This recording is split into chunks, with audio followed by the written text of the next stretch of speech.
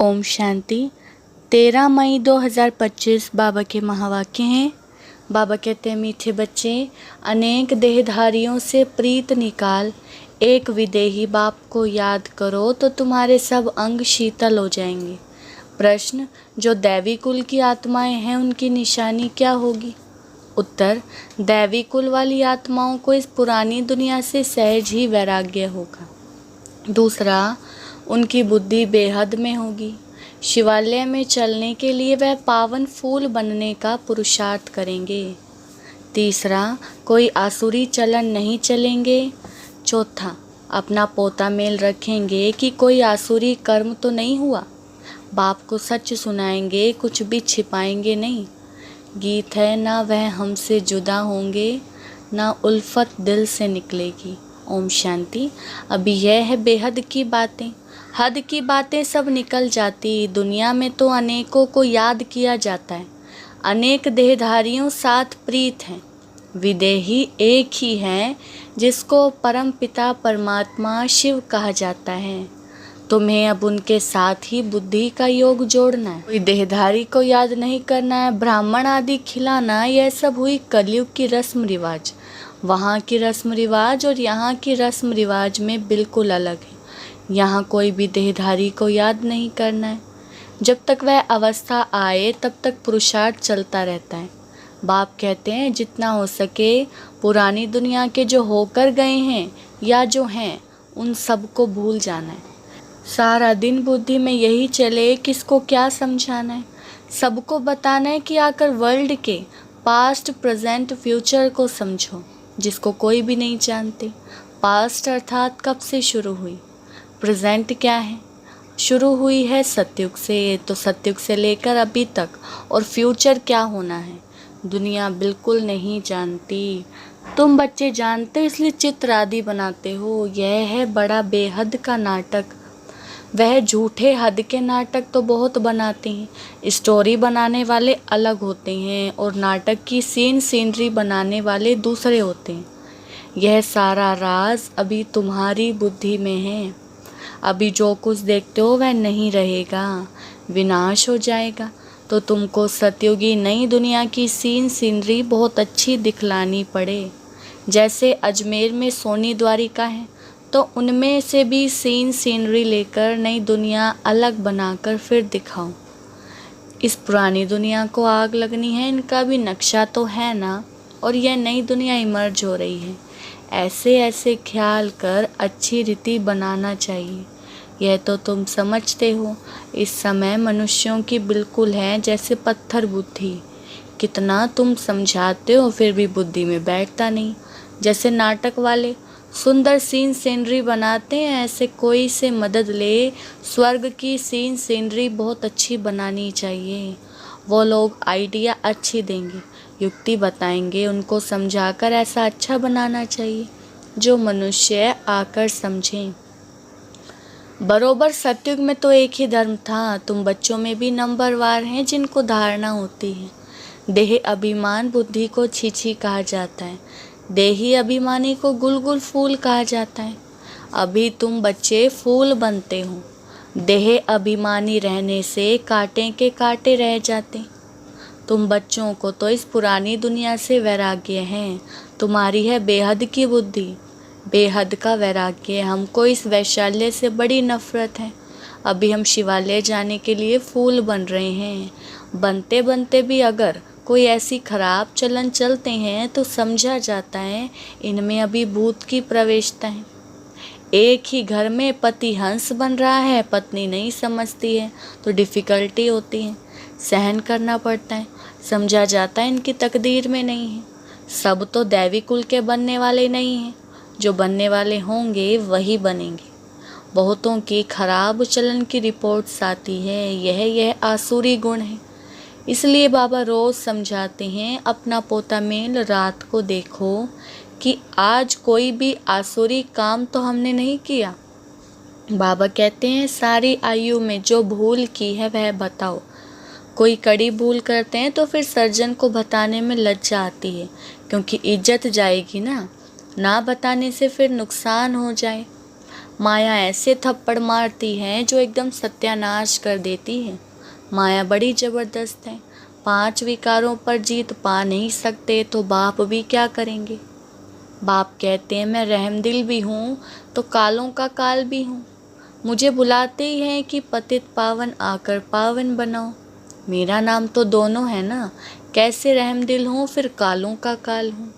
वह पार्ट अभी बजा रहा हूँ। कांटों को फूल बनाते हैं तो तुम्हारी बुद्धि में वह खुशी है। अमरनाथ बाप कहते हैं तुम सब पार्वतियाँ हो। अभी तुम माँ में कम याद करो तो तुम अमरपुरी में चले जाएंगे और तुम्हारे पाप नाश हो जाएंगे। उस यात्रा करने से तुम्हारे पाप नाश तो होते नहीं। यह है भक्ति मार्ग की यात्राएं। बच्चों से यह प्रश्न भी पूछते हैं कि खर्चा कैसे चलता है, परंतु ऐसा कोई समाचार देते नहीं कि हमने यह रेस्पॉन्ड किया। इतने सब बच्चे ब्रह्मा की औलाद ब्राह्मण हैं तो हम ही अपने लिए खर्चा करेंगे ना। राजाई भी श्रीमत पर हम स्थापन कर रहे हैं अपने लिए। राज्य भी हम करेंगे। राजयोग हम सीखते हैं तो खर्चा भी हम करेंगे। शिव बाबा तो अविनाशी ज्ञान रत्नों का दान देते हैं जिससे कि हम राजाओं का राजा बनते हैं। बच्चे जो पढ़ेंगे वही खर्चा करेंगे ना। समझाना चाहिए हम अपना खर्चा करते हैं, हम कोई भीख व डोनेशन नहीं लेते हैं, परंतु बच्चे सिर्फ लिख देते हैं कि यह पूछते हैं। इसलिए बाबा ने कहा था जो जो सारे दिन में सर्विस करते हैं वह शाम को पोता मेल बताना चाहिए, उसकी भी पीठ होनी चाहिए। बाकी आते तो ढेर हैं, वह सब प्रजा बनती है। ऊंच पद प्राप्त करने वाले बहुत थोड़े हैं, राजाएं थोड़े होते हैं, साहूकार भी थोड़े बनते हैं, बाकी गरीब बहुत होते हैं। यहाँ भी ऐसे हैं तो दैवी दुनिया में भी ऐसे होंगे। राजाई स्थापन होते हैं उसमें नंबरवार सब चाहिए। बाप आकर राजयोग सिखलाए आदि सनातन दैवी राजधानी की स्थापना कराते। दैवी धर्म की राजधानी थी, अभी नहीं है। बाप कहते हैं मैं फिर स्थापना करता हूँ, तो किसको समझाने के लिए चित्र भी ऐसा चाहिए। बाबा की मुरली सुनेंगे, करेंगे। दिन प्रतिदिन करेक्शन तो होती रहती है। तुम अपनी अवस्था को भी देखते रहो कितना करेक्ट होती जाती है। बाप आकर गंदगी से निकालते हैं। जितना जो बहुतों को निकालने की सर्विस करेंगे उतना उच्च पद पाएंगे। तुम बच्चों को तो एकदम शीरखंड होकर रहना चाहिए।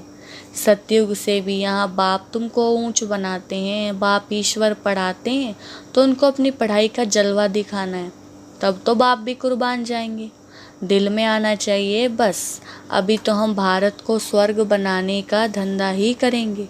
यह नौकरी आदि करना वह तो करते रहेंगे, पहले अपनी उन्नति का तो करें। है बहुत सहज, मनुष्य सब कुछ कर सकते हैं। गृहस्थ व्यवहार में रहते राजाई पद पाना है, इसलिए रोज़ अपना पोता मेल निकालो। सारे दिन का फ़ायदा और नुकसान निकालो। पोता मेल नहीं निकालते तो सुधरना बड़ा मुश्किल है। बाप का कहना मानते नहीं हैं। रोज़ देखना चाहिए किसको हमने दुख तो नहीं दिया। बहुत पद बहुत ऊंचा है, अथाह कमाई है, नहीं तो फिर रोना पड़ेगा। रेस होती है ना, कोई तो लाखों रुपया कमा लेते हैं, कोई तो कंगाल के कंगाल रह जाते हैं। अभी तुम्हारी है ईश्वरीय रेस, इसमें कोई दौड़ी आदि नहीं लगानी है, सिर्फ बुद्धि से प्यारे बाबा को याद करना है। कुछ भी भूल हो तो झट सुनाना चाहिए, बाबा हमसे यह भूल हुई, कर्मेंद्रियों से यह भूल की। बाप कहते हैं रॉन्ग राइट तो सोचने की बुद्धि मिली है तो अब रॉन्ग काम नहीं करना है। रॉन्ग काम कर दिया तो बाबा तोबा तोबा क्षमा करना, क्योंकि बाप अभी यहाँ बैठे हैं सुनने के लिए। जो भी बुरा काम हो जाए तो फौरन बताओ व लिखो कि बाबा यह बुरा काम हुआ, तो तुम्हारा आधा माफ़ हो जाएगा।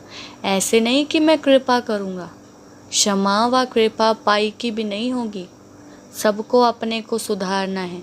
बाप की याद से विकर्म विनाश होंगे, पास्ट का भी योग बल से कटता जाएगा। बाप का बनकर फिर बाप की निंदा नहीं कराओ। सतगुरु के निंदक ठोर ना पाए। ठोर तुमको मिलती है बहुत ऊंची। दूसरे गुरुओं के पास कोई राजाई की ठोर थोड़े ही है, यहाँ तुम्हारी एम ऑब्जेक्ट है। भक्ति मार्ग में कोई एम ऑब्जेक्ट नहीं होती, अगर होती भी है तो अल्पकाल के लिए। कहाँ 21 जन्म का सुख, कहाँ पाई पैसे का थोड़ा सुख। ऐसे नहीं धन से सुख होता है, दुख भी कितना होता है। अच्छा समझो, कोई ने हॉस्पिटल बनाई तो दूसरे जन्म में रोग कम होगा। ऐसे तो नहीं पढ़ाई जास्ती मिलेगी, धन भी जास्ती मिलेगी, उसके लिए तो फिर सब कुछ करो। कोई धर्मशाला बनाते हैं, दूसरे जन्म में महल मिलेगा। ऐसे नहीं कि तंदुरुस्त रहेंगे, नहीं तो बाप कितनी बातें समझाते हैं। कोई तो अच्छी रीति समझकर समझाते, कोई तो समझते ही नहीं है। तो रोज़ पोता मेल निकालो, आज क्या पाप किया, इस बात में फेल हुआ। बाप राय देंगे तो ऐसा काम नहीं करना चाहिए। तुम जानते हो हम तो अब स्वर्ग में जाते हैं, बच्चों को खुशी का पारा नहीं चढ़ता है। बाबा को कितनी खुशी है, मैं बूढ़ा हूँ, यह शरीर छोड़कर हम प्रिंस बनने वाला हूँ। तुम भी पढ़ते हो तो खुशी का पारा चढ़ना चाहिए, परंतु बाप को याद ही नहीं करते हैं। बाप कितना सहज समझाते हैं, वह अंग्रेजी आदि पढ़ने में माथा कितना खराब होता है, बहुत डिफ़िकल्टी होती है, यह तो बहुत सहज है। इस रूहानी पढ़ाई से तुम शीतल बन जाते हो, इसमें तो सिर्फ बाप को याद करते रहो तो एकदम शीतल अंग हो जाएंगे। शरीर तो तुमको है ना, शिव बाबा को तो शरीर नहीं है, अंग है श्री कृष्ण को, उनके अंग तो शीतल हैं ही, इसलिए उनका नाम रख दिया है। अब उनका संग कैसे हो, वह तो होता ही है सत्युग में, उसके भी ऐसे शीतल अंग किसने बनाए, यह तुम अभी समझते हो।